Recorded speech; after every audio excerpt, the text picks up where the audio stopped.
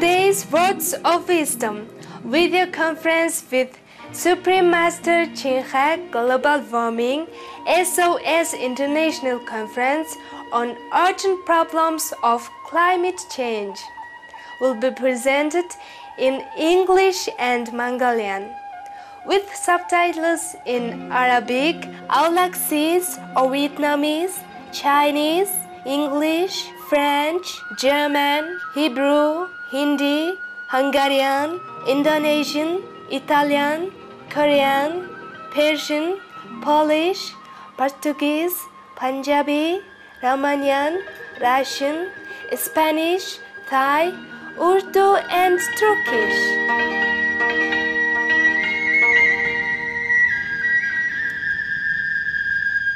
Хөхтөнгөрийн Монгол орн нь өргөм уудам үргэлжлэх онгон зилүүд газар нутаг илгэсэх сэтгэлтэй ард түмнэрээ адислагдсан ер бусын үдэстэй орн юм а.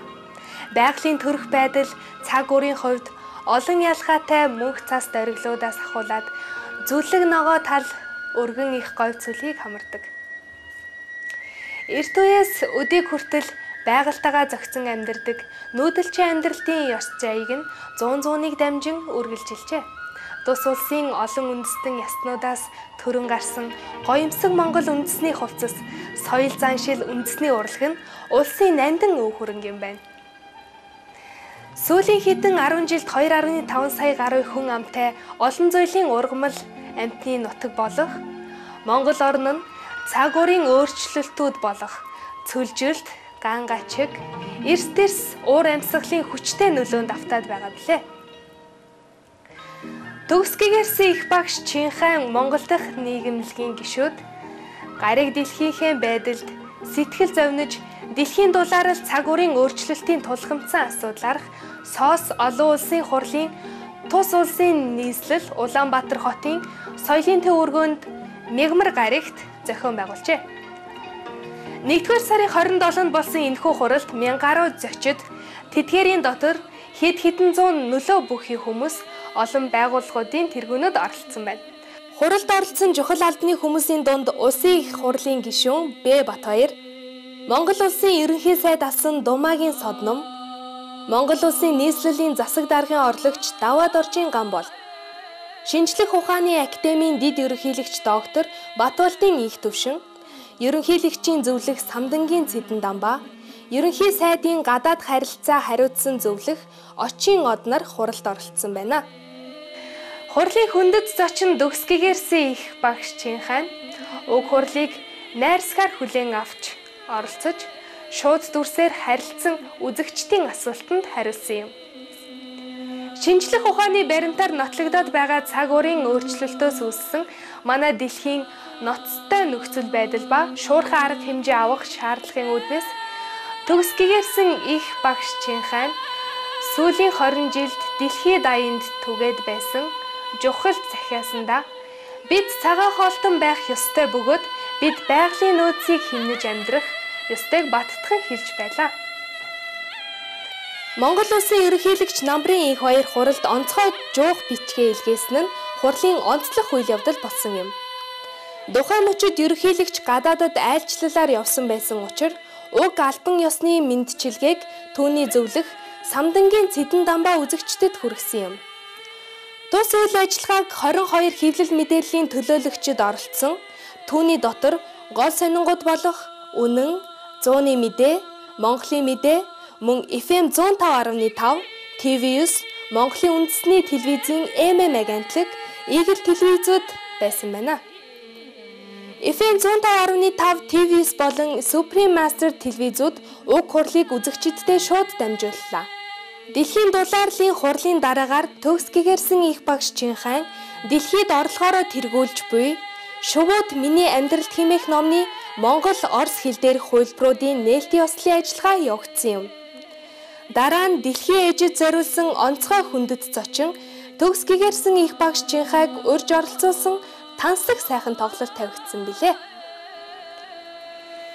Та бүхэндээ одоо Монгол улсын нийслэл Улаанбаатар хотод 2009 оны 1 сарын 27-нд болсон төгс гэгэрсийг багш Чинхайг урьж оролцуулсан дэлхийн дулаарал цаг үеийн өөрчлөлтийн тулгымцсан асуудлаарх СОС олон улсын видео хурлыг давтан толилуулах гэж байна.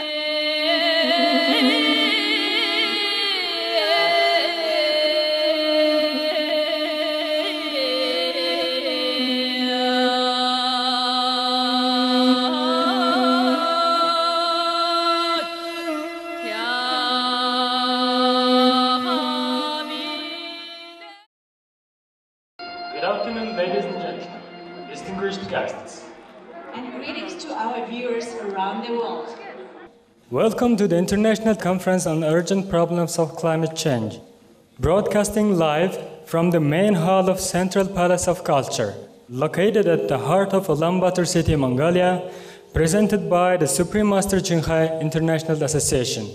We are very honored to be your hosts for this evening and are excited to tell you that this conference is broadcasting live through the Supreme Master Television all around the world and suprememastertv.com, as well as Mongolian TV channel TV9 and Mongolian Radio 105.5. Thus, this is a great opportunity to add our voice to stop global warming, which has become the most urgent issue for all humankind. There is no longer any debate that global warming is caused by human activities, which affect the entire world dramatically. Therefore, we are here today to challenge the people of Mongolia as well as the people from all countries to do their part to mitigate global warming. So instead of accepting climate change, global warming, and adapting to it, let us start changing our harmful actions with more constructive deed from this moment on for a healthier and happier world. Now, let's begin with a short DVD to remind us of magnificent nature Mother Earth has bestowed upon us by God.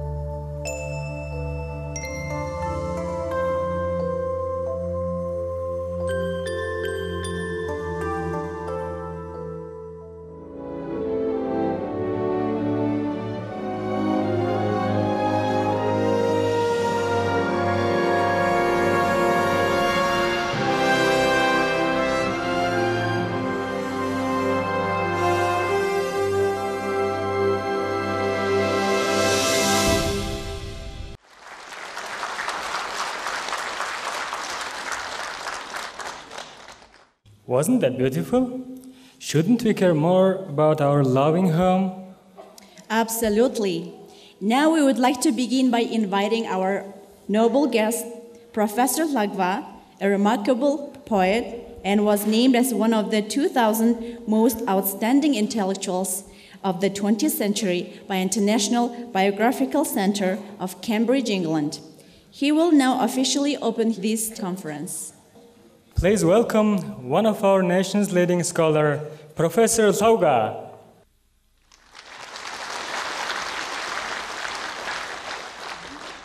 Эрхэм хүндэт ноёд хатагтай нараа.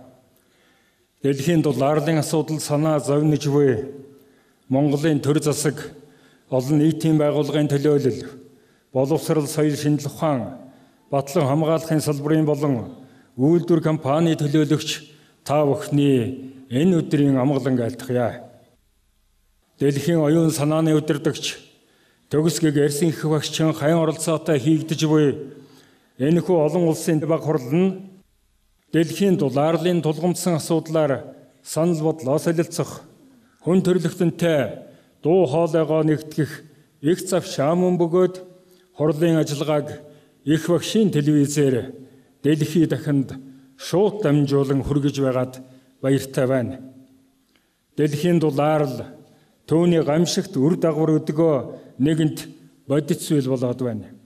Агаарын температур нэмэгдэж, хуурайшин цөлжих, гал түймрийн аюул байнгын чанартай болох, туйлын мэс, мөнх цэвдэг хайлах, хар салхи үер ган зуд нүүрлэх болж, газар дэлхийн хямрал үзэтэл эл тод мэдрэгдэж, хүмүүний амьдрал ч өөрөө элдв савлгаа төгшөөртэй хэдийн нүүр тулж эхлээд байна. Хүмүүний харанхуй монхгийн хар балгаар газар дэлхийн маань гашуудан гундаж экосистем суурилын ирмэгт тулж ирээд байгаа нь юутай харуулсалтай.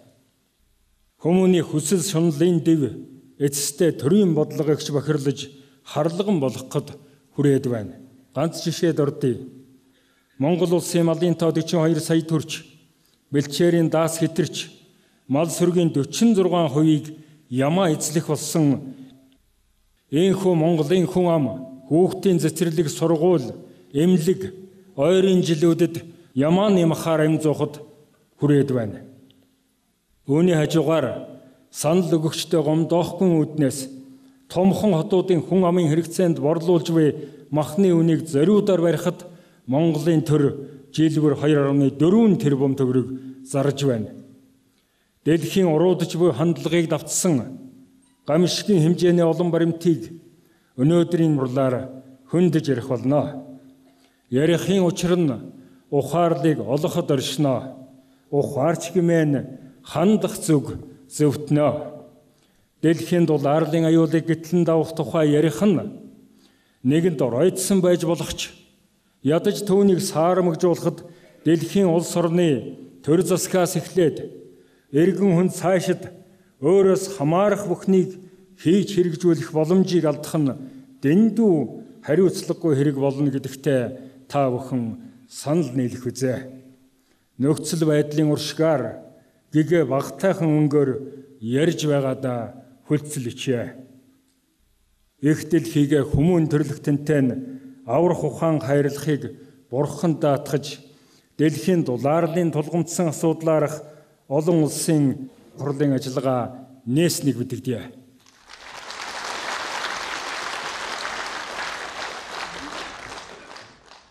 Thank you for your welcoming speech, Professor Lagva.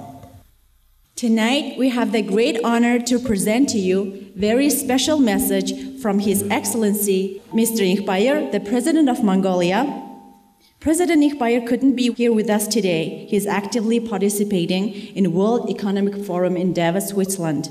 However, he sent advisor to President, Mr. Tsedendam, to deliver his special message to us.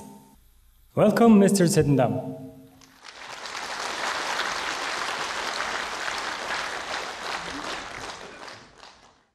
За энд хорон цугласан та бүхэнд Монгол улсын ерөнхийлөгчийн мэндчилгээг уламжилъя. Баг хуралд оролцож байгаа хүндэт ноёд хатагтай нараа Телевизийн хурлыг телевиз, интернетээр үзэж байгаа архим нөхдөө. Улаанбаатар хотноо дэлхийн дулаарл уур амьсгалын өөрчлөлтийн тулгымдсан асуудлаар олон улсын баг хурал болж үүсээд байгаа байдлын хор уршиг үр дагаварт санаа зовнон түүний шалтгааныг сармагжуулж улмаар зогсоохын төлөө дуу хоолойгоо нэгтгэн гарах гарц шийдэх арга замыг олох хэрэгт санаа бодлоо нэмэрлэж байгаад Монгол улсын ерөнхийлөгч чин сэтгэлээсээ талархаж байна. Дэлхийн инх тайвны шагналтан хүмүүнлэгийн төлөө үйл ажиллагаанд идэвхтэй оролцогч хатгатай Чинхайн олон улсын нийгэмлэг түүний Монгол дахь төв манай төр олон нийт эрдэм шинжилгээний байгууллагуудтай хамтран энэхүү баг хурлыг санаачлан зохион байгуулж ивэнд итгэж байгаа нь их сайн хэрэг хэмээн бодож байна. Дэлхийн дулаарл түүнээс үүдэлтэй хор уршиг нь цэнхэр гаригийн бүх улс орон хүн төрлөختний сэтгэлийг зовоож буй хамгийн ноцтой асуудлын нэг мөн. Үүнтэй би та бүхэнтэй санал нэг байна. Өнөөдөр дэлхийн дулаарл Монгол оронд жилэрхий нөлөөлж, цөлжил түргэсч, булга шанд ширгэж, гол мөрний ус татарч, хур тундас олон жилийн дунджаас ихээхэн багасж байна. Энэ бүхэн манай улсын хийгээд бусад орны эрдэмтдийн судалгаанаас бүрч тодорхой харагдаж байгаа билээ.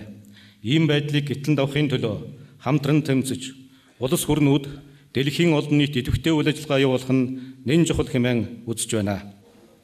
Монгол улсын ерөнхийлөгчийн санаачилгаар уур амьсгалын өөрчлөлтийн асуудал арах зүүн хойд Азийн дээд хэмжээний уулзалтыг Улаанбаатар хотноо 2009 оны 8 дугаар сард зохион байгуулахаар бэлтгэж байгааг та бүхэн дуулахад таатай байна. Та бүхний зохион байгуулж байгаа энэ баг хурал их дэлхийг хайрлан хамгаалах улс түмний нийтлэг эрхэм үйлсэд нэгэн тодорхой хувь нэмэр болно гэдэгт итгэл төгс байна. Та бүхэнд амжилт хүсье. Монгол улсын ерөнхийлөгч намбарын Энквайр Улаанбаатар хот 2009 оны 1-р сарын 27.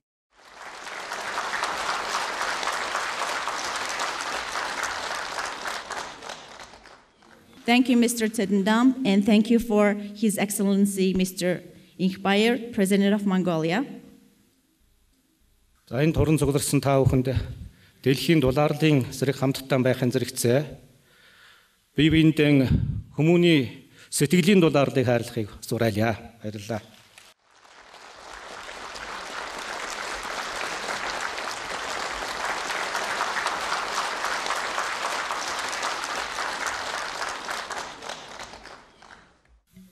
Next, to celebrate this important event, several respectable guests would like to convey their special greetings. And one of the greetings comes from Mr. Batbayer, Parliament member and Chairman of the Standing Committee for Food, Agriculture and Environment. Please welcome Mr. Batbayer.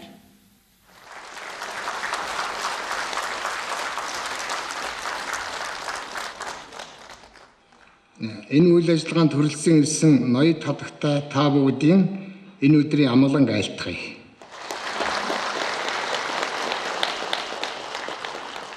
Монгол орн дэлхийн уур амьсгалын өөрчлөлтийн нөлөөнд ноцтой өртөж байгаа улс орнуудын нэг гэдгэнд дамжиггүй юм аа.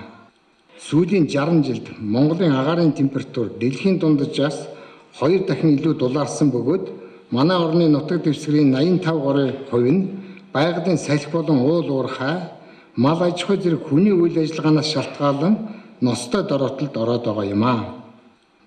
Иймд хадагтай Чинхайн олон улсын нийгэмлэгээс зохион байгуулж байгаа дэлхийн дулаарл олон улсын баг хурлын энэхүү арга хэмжээг би цагаа олсон ихээхэн ач холбогдолтой үйл явдал гэж үзэж байгаа юм аа.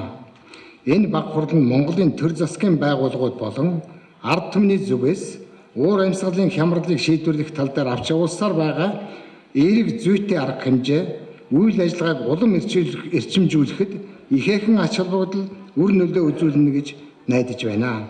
Энэхүү хурлын үйл ажиллагаанд амжилт хүсье. Анхаарал тавьсанд баярлалаа.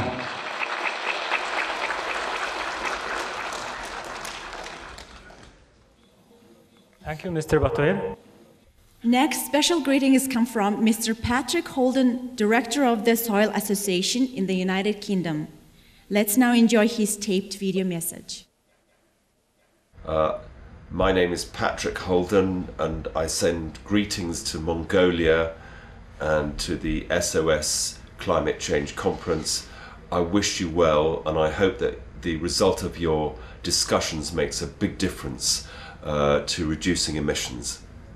Climate change is a really big issue facing us all today, and I believe the role of agriculture in our food systems has been underestimated in terms of what we can do about it, because it's a fact that, depending on how you calculate it, at least 20% and possibly up to 30% of total emissions come from food, from the farming system right up to our kitchens and our plates. And in that segment of emissions, industrial farming and the manufacture of nitrogen fertilizer in particular, and the use of pesticides, probably contribute up to 50% of the emissions before the farm gate. So if we can move away from highly industrialized farming systems which are using up to 10 calories of mainly fossil fuel energy to produce each calorie of food that we eat, to living within current solar energy input, this would be our goal for the future. And in that context, organic farming systems have a tremendous amount to offer, because by moving away from fertilizer to fixing nitrogen through leguminous plants using solar energy, this is the biggest single change that can be made in farming practice. And of course, traditional farming systems, particularly in so-called developing countries, have always done this, and in many cases still are. So we need to learn from the wisdom of traditional farmers who have used solar energy to build soil fertility and operated on a local level.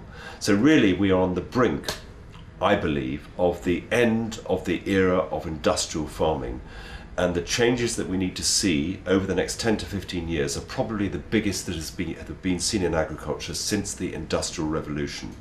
We need to switch from energy-intensive systems to relocalized food systems with a much more diverse mix of cropping and a dependency mainly on primary products such as vegetables and cereals.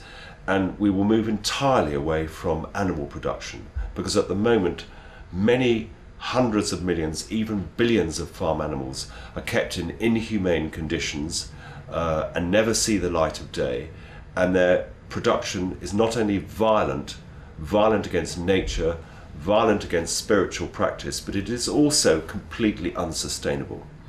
And it is not healthy to eat food with a violent future. So what we need to do is to shift away from those horrible systems towards systems which go with the grain of nature. One of the most exciting opportunities for organic farming is to lock up atmospheric carbon in the soil. And it's a fact that the arable soils of the world have been depleted of their organic matter during the era of intensive farming. But if we were to reverse that process and rebuild soil humus and perhaps increase the organic matter content of all the soils in the world by, say, 1%, this would represent an enormous reservoir of CO2. In other words, treating soil as a carbon sink may be a big part of the solution to addressing global warming. So that farmers, when they switch to organic practices, are not only producing food of more vitality and more in harmony with nature, they're also directly addressing climate change. And there is another aspect to organic farming, which is that it is now being discovered that the use of biochar, which has been practiced actually for millennia in South America in a form of agriculture called terra preta, where you stabilize biomass by creating carbon and charcoal, and you bury that in the soil, you not only lock up the carbon, but you increase soil fertility. Now this may have tremendous application globally for the world's farming systems if we're going to rebuild fertility and lock up harmful atmospheric carbon back into the soil. The Soil Association was founded on the philosophy of the interconnectedness of the health of soil, plant, animal and man, and I believe that philosophy is all-embracing. In other words, everything is connected, and if we can all work together for a common aim, it will be possible to avert an ecological crisis on this planet in a relatively short period of time, because I believe that all over the world, millions of people not only feel a deep underlying anxiety about the violence that we've been practicing towards nature over the last century, but also hope that we can be the change, that we can make a difference, and that our individual actions count. So I wish your conference well, and it has the Soil Association's full support. We would like to thank Mr. Patrick Holden for being a part of our conference. The next greeting we would like to share with you is from Lord Peter Melchett, leading environmentalist, Policy Director of United Kingdom Soil Association. Let's enjoy his videotaped message.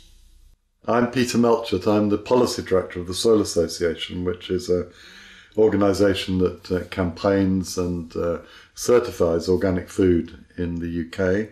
Thank you very much for inviting me to the SOS Climate Change Conference. You're discussing incredibly important issues. Food and farming in the Western world, certainly in Europe, is responsible for about 30%, nearly a third, of an individual's climate change emissions, greenhouse gas emissions. So what we do with farming and the sort of food we eat in future really will play a huge part in deciding the future of the planet, whether we have a planet to feed us and to live on. The most important thing we have to do is stop having farming systems in developed countries, in Western Europe and North America and Japan and elsewhere, which rely on turning fossil fuels like oil and natural gas into fertilizer, which we then use to grow our crops. It takes tons and tons of diesel to feed one American for a year. A ton of nitrogen fertilizer takes huge amounts of water and oil and then releases dangerous greenhouse gas emissions. So in the Soil Association, we're working to try and get agriculture in developed countries back onto a course where we use the sun's energy to grow our crops. In many parts of the world, that is what happens now. And a great danger for the planet is that countries in the southern hemisphere, in the east, will try and follow Western agriculture and become dependent on chemical inputs and oil-based fertilizer, just as that oil gets more and more expensive and scarcer and scarcer. So the key, I think, in looking at agriculture all over the world, and the UN Food and Agriculture Organization is working on this, many UN agencies for development also working on it. We have to feed ourselves using the sun's energy that's shining on us now, not the sun's energy that created coal and oil hundreds of thousands of years ago, because that's not sustainable. And that form of agriculture can easily feed the planet, and it can feed the planet even if population grows as predicted, depending on what we eat. In my country, in the UK, people eat very large quantities of meat, and in America even more, of course. And in other European countries, Germany, very heavy meat eaters. That meat is produced from cereals, grains and pulses, crops like soya. In the UK, we use fodder peas and beans to feed animals protein to make them grow quickly. It's incredibly inefficient. We put hundreds of calories into chickens and cows to get 1 or 2 calories out for people to eat. So that's got to stop. We can't afford that sort of wasteful agriculture, nor the sort of wasteful agriculture which can leave half a crop on a farm because the carrots aren't the right shape, another problem we have in the West. And then we've released great quantities of cereals and pulses, grains for humans to eat rather than animals. So there is a way we can feed the world. We can do it using the sun's energy, using fertility put into the ground with crops that build nitrogen, and we can do it without destroying the planet. But we have to get a move on and start making these changes now. We appreciate Lord Peter Melchett for his substantive message. Up next, We have Mr. Yanagisawa, President of Japan-Mongolia Goodwill Association. Let's welcome his videotaped message. 地球環境問題で、大変な問題になっております。そして環境問題は一人一人が自分の足元からやらないとダメだと思っております。特に自然環境を大切にしなければなりません。日本モンゴル親善協会は15年計画で第一に植林ということで大草原に植林事業を始めて今年5年目を迎えました。今までモンゴルで10万本近く植林をしてまいりました。厳しい草原の中でモンゴルの友人と皆さんと植林事業を行っております。いずれにせよ環境問題に全力を挙げて頑張ってまいります。世界の温暖化問題が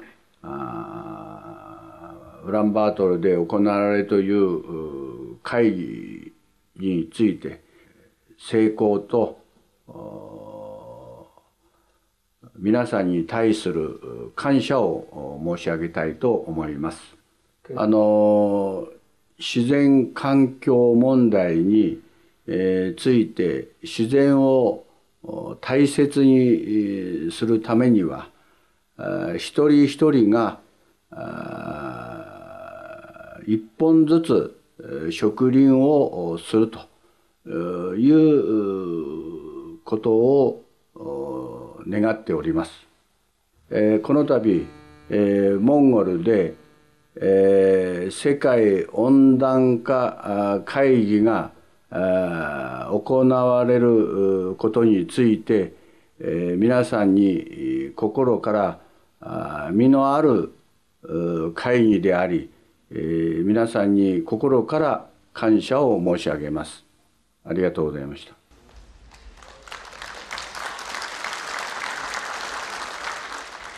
Thank you, Mr. Yanagisawa, for your hospitable greeting. Today, there are so many prominent guests in this audience, but due to the timing, we cannot mention all of you, but we would like to mention some of those who have graced us with your presence. Ms. Javzma, Ex-Auditor General, National Audit Office. Mr. Lunda Jantsung, a Member of Parliament. Mr. Naranghu, Member of Parliament. Mr. Cholumbat, Member of Parliament. And Mr. Tirbish Tawak, Member of Parliament. Thank you for being here today.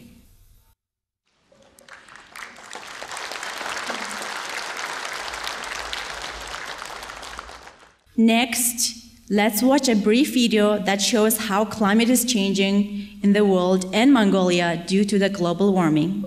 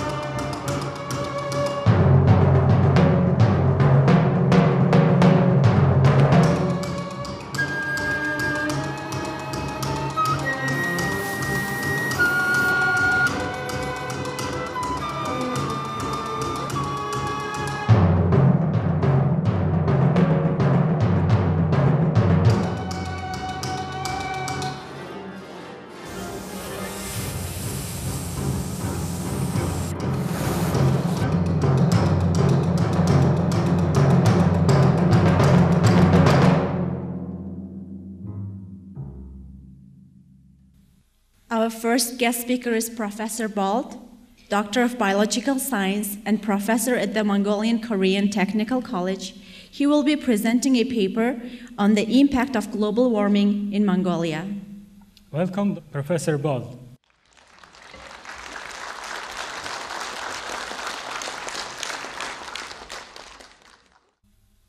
Эрхэм хүндэт төгс гэгэрсэн их багш Чинхай. Эрхэм хүндэт ноёд хатагтай нараа. Төв Азийн эрсдэс уурамсгалтай ой тайг тал хээр говьсөл хосолсон сая 566,500 хавтгай дөрвөлжин километр нутаг бүхий Монгол орны ургамал амтны аймгийн биолог, экологийн өргөн сар хүрээтэй судалгааг 1970-ад оны үеэс эхлэн сүүлийн 30 гаруй жилийн хугацаанд Монгол Оросын хамтарсан биологийн ижвэрэн экспедицийн хүрээнд зохион явуулж ирсэн билээ.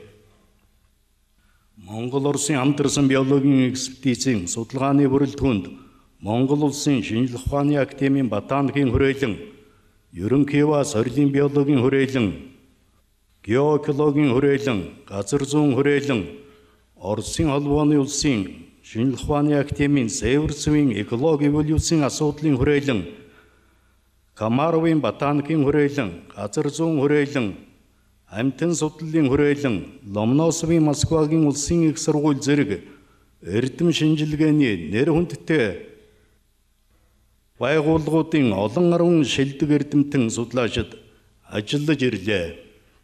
Эдгээр эрдэмтэн судлаачид биологи, экологийн мониторингийн судалгааны үндсэн дээр дэлхийн дулаалал ба малын тоо толгойн хэд өсөлт олон 10 жилээр бэлчээрийн даацыг хэтрүүлэн ашиглаж ирсэнтэй шууд холбоотойгоор Монгол орны байгалийн үндсэн төрхийг тодорхойлдог сав шим ертөнцид био бүтээмжийн үлэмж доройтол явагдаж цөлжилтөнд хэдийнэ нэрвгснийг тогтоосон байна.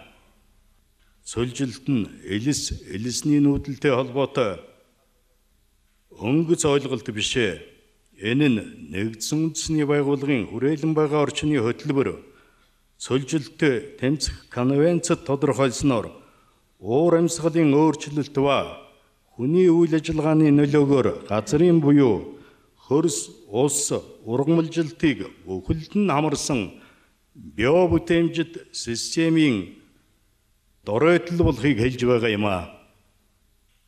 Энэ утгаараа 2002 оны Йоханнесбургийн тунхаглал нь цөлжилтөнд нэрвэгдсэн 120 орноос Монгол орн нэн хүчтэй цөлжиж байгаа 11 орны тоонд орсныг зарласан билээ. Монгол орны ургамлын нөмөргийн төлөв байдал 20 дугаар зууны дунд үеийг хүртэл доройтолд харьцангуй бага өртсөн шалтгаан нь ус, ургамал судлаач эрдэмтэн Чагны 1970-ад оны дунд үед Монгол орны тал хээрийн ургамлын нөмөргийн 30 гаруй хувь нь бэлчээрийн талхагдалд ямар нэг хэмжээгээр өртсөнийг анх судалж тогтоосон билээ. Одоо та бүхэнд Монгол орны төвийн бүсэд орших харьцангуй өндөр үржил шимтэд тооцогдож байсан хээрийн экосистемийн төлөв байдлыг дэлхийн дулаалал, хуурайшил, малын тоо толгойн хэд өсөлт хэрхэн доройтуулж ирснийг шинжлэх ухааны баримтаар танилцуулъя. 1970-аас 2007 онд хуурай хээрийн бүсэд урд үндэсний жилийн дундаж 236 мм-ээс 106 мм хүртэл багасч агаарын температурын жилийн дундаж хасах тэгвхэл 10.3 хэмээс нэмэх тэгвхэл 10.3 хэм хүртэл нэмэгдэж ирсэн байна.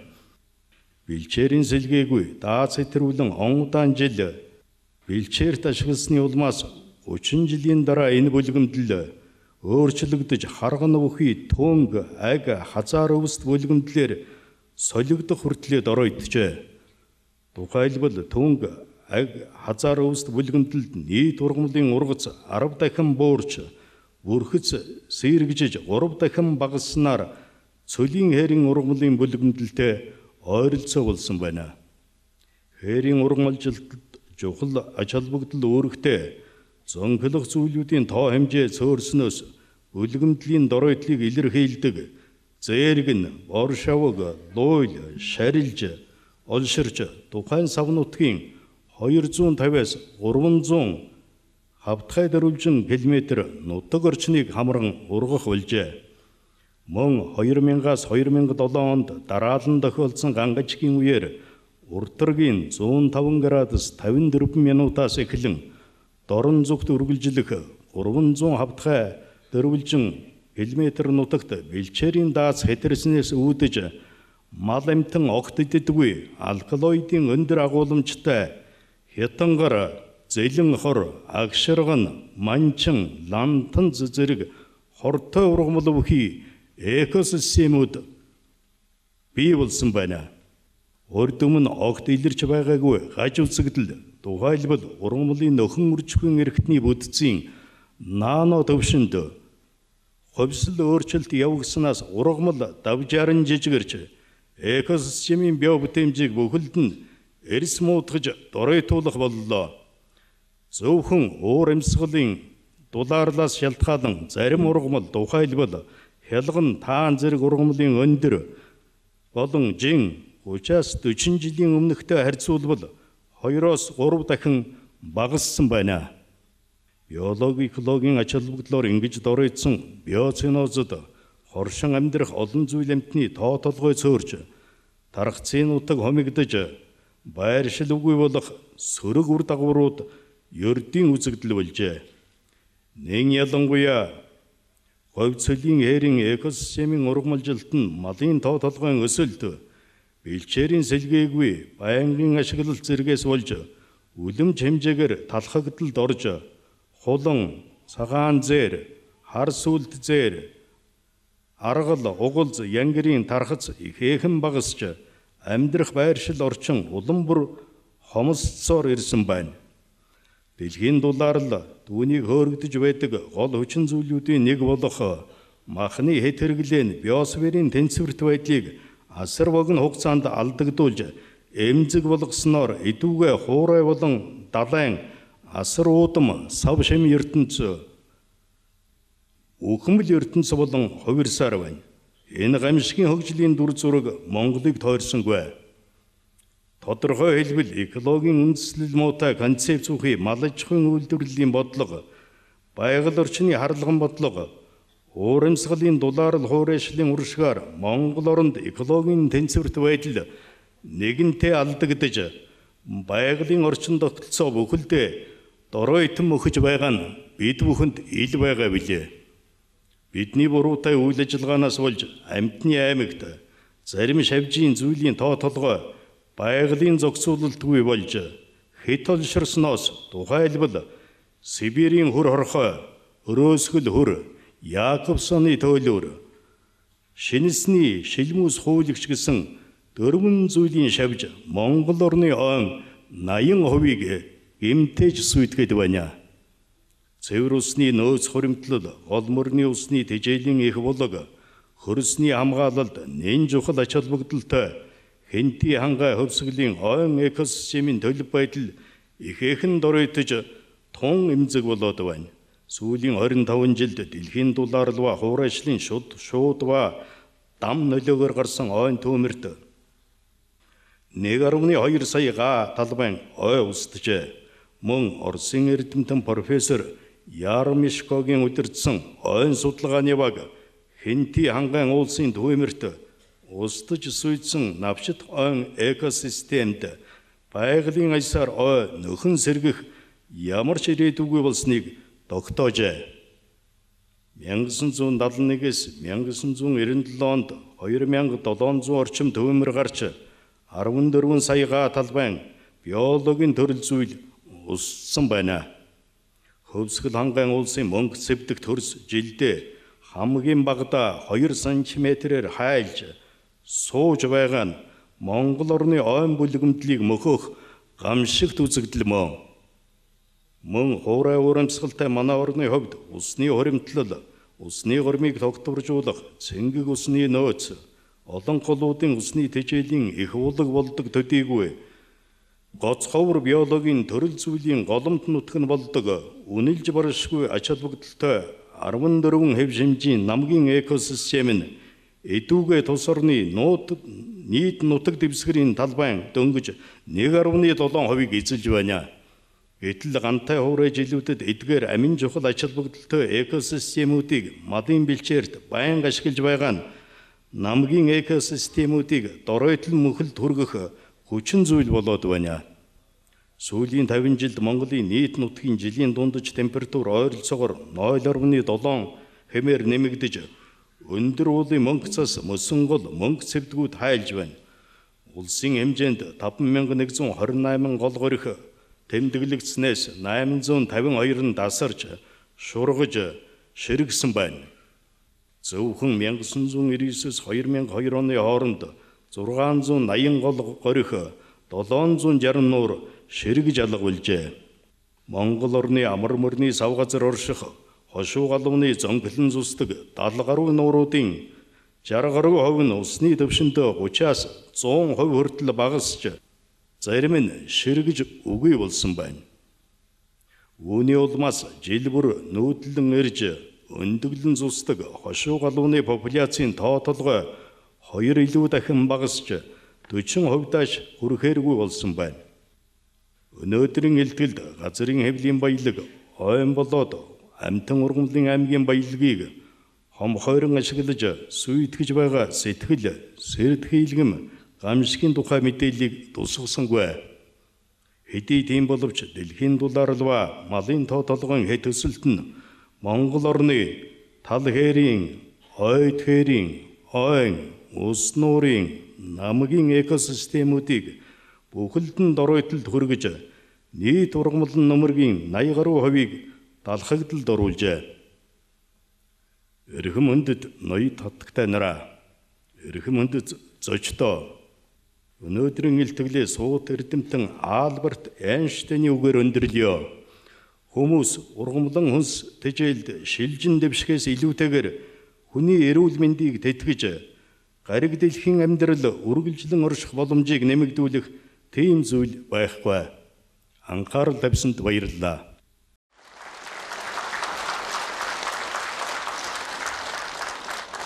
Thank you, Professor Ball.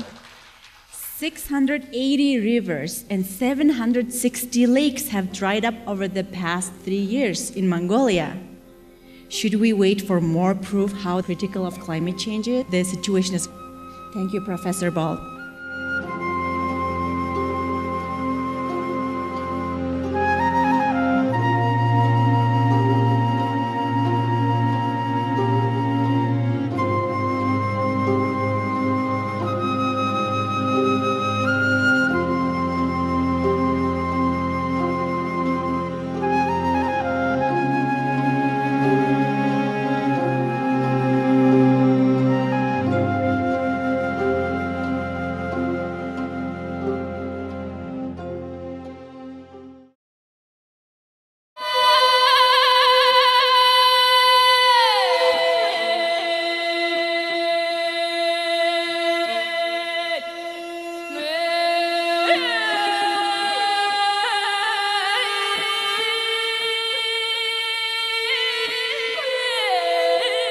Өнөөдрийн манай ухаарлын үгс нэвтрүүлгийн дугаарыг сэтгэл гарan үзэн суугаа үзэгч та бүхэндээ баярлалаа.